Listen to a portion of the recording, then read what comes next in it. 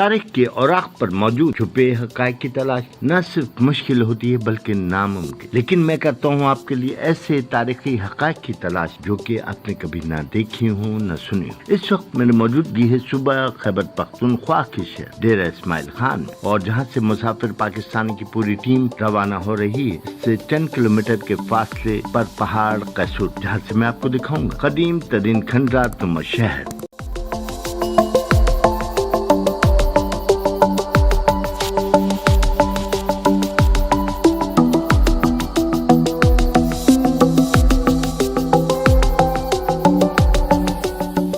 اور اب میں موجود ہوں قیسور پہاڑیوں کے عین نیچے، اور تلاش کر رہے ہیں وہ راستہ جو کہ اوپر کی جانب جاتا ہے، مگر راستہ نہ ملنے کے سبب نیچے سے ہی میں آپ کو دکھا رہا ہوں دریا سندھ کے کنارے آباد ایک قدیم شہر جسے کافر کوٹ کے نام سے جانا اور مانا جاتا ہے۔ اس شہر کے بارے میں تاریخ کے بوسیدہ اوراق میں بات موجود ہے کہ اس علاقے کو ہندو راجہ بل نے تعمیر کرایا تھا۔ شہر کو سلطان محمود غزنوی نے تباہ و برباد کر دیا، اور اسی وجہ سے یہاں بوسیدہ قلعہ، مندر، تالاب، کھنڈر تباہی کی صورت میں عظمت رفتہ کی شہادت دے رہے ہیں۔ اس قدیم شہر کے بارے میں روایت یہ ہے کہ عظیم الشان شہر اس وقت آباد تھا جب لوگ سورج، چاند، ستاروں اور درختوں کو پوجتے تھے۔ تو یہ تھا کافر کوٹ۔ اب ہمارا اگلا پڑاؤ ہوگا اس علاقے کی جانب جہاں کے پہاڑ، معدنیات اور سفید ریت کی صورت میں سونا اگلتے ہیں، جبکہ اس کے قرب و جوار میں واقع زمینیں کپاس کی چاندی اگل رہی۔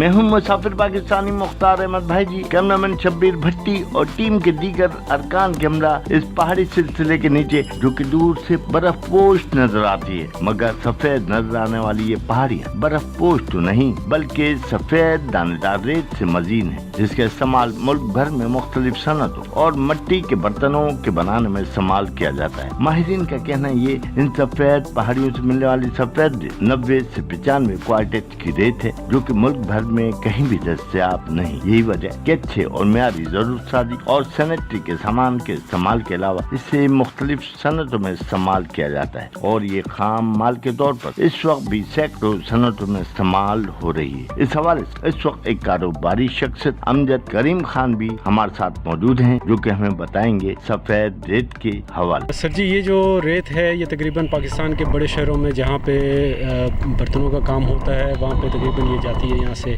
اور بہت زیادہ مقدار میں جاتی ہے، اور جب سے تقریباً ہماری پیدائش ہے ہمیں یاد پڑتا ہے یہ چیز یہاں سے جا رہی ہے، اور اس کی بہت ڈیمانڈ ہے ملک کے اندر، ٹھیک ہے۔ اور یہ اس کو وائٹ سینڈ، سفید ریت کہلائی جاتی ہے یہ چیز۔ اچھا، اس کے علاوہ یہ بلو پوٹری جو برتن بنتے ہیں اور دیگر چیزیں، بالکل سب میں اس کی ضرورت پڑتی رہتی ہے، اور یہیں سے جاتی ہے تقریباً یہاں سے، اور یہاں کی جو مٹی ہے وہ تقریباً اعلیٰ کوالٹی کی ہے پورے پاکستان میں تقریباً۔ جی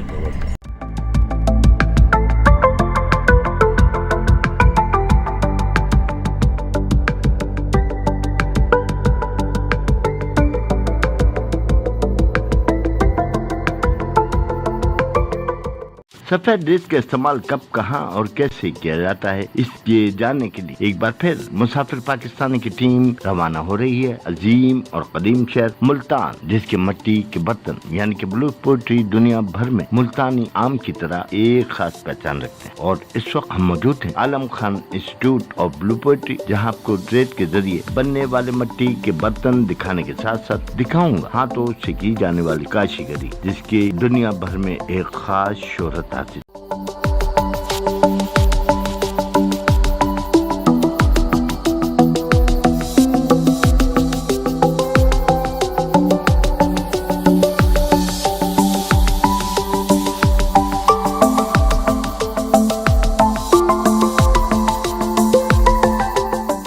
اس وقت میرے ساتھ موجود ہے اس انسٹیٹیوٹ کے سربراہ استاد اللہ رکھا، جو کہ ہمیں بتائیں گے کہ سفید ریت سے مٹی کے برتن کس طرح تیار کیے جاتے ہیں، اور ان مٹی کے برتنوں پہ کاشتکاری کیسے ہوتی ہے، اور یہ دنیا میں کہاں کہاں مقبولیت رکھتے ہیں۔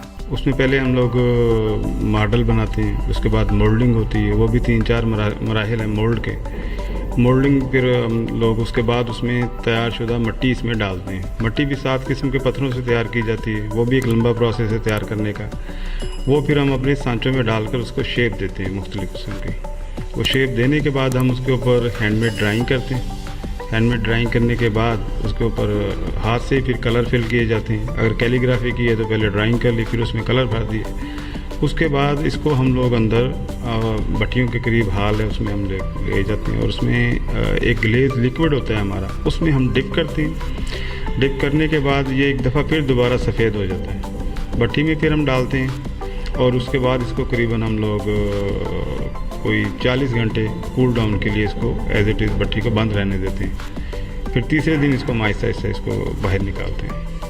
اس میں ہماری باڈی بھی میچور ہو جاتی ہے, اور 1250 ڈگری پر جب یہ بیک ہوتا ہے اس میں باڈی اور کلر اور گلیز جو ہے وہ آپ کہہ لیں کہ فار ایور ہو جاتے ہیں.